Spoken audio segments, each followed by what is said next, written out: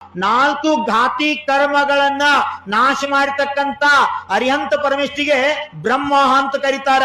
ಆ ಬ್ರಹ್ಮನ ಮುಹೂರ್ತ ಯಾವ ಸಮಯದಾಗ ಪರಮಾತ್ಮರ ಅರಿಹಂತ ಪರಮೇಷ್ಠಿಗಳ ತೀರ್ಥಂಕರರ ದಿವ್ಯ ಧ್ವನಿ ಹೊರತದ ಆ ಸಮಯಕ್ಕ ಬ್ರಾಹ್ಮಿ ಮುಹೂರ್ತ ಅಂತ ಹೇಳ್ಯಾರು. ಅದು 4 ಸಮಯದಾಗ ಬರ್ತದ.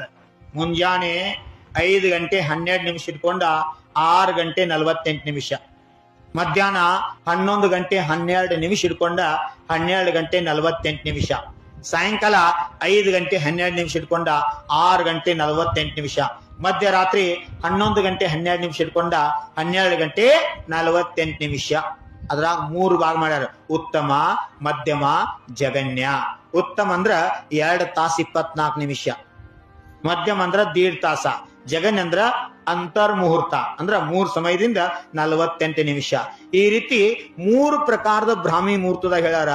ಹಂಗ ಬ್ರಾಹ್ಮಿ ಮುಹೂರ್ತದ ಜನ್ಮ ತಗೋದು ಶ್ರೇಷ್ಠ ಅಂತಂದಾರೋ, ಮತ್ ಬ್ರಾಹ್ಮಿ ಮುಹೂರ್ತ ಸಮಾಧಿ ಆಗುದನು ಸರ್ವಶ್ರೇಷ್ಠ ಅಂತ ಹೇಳ್ಯಾರು.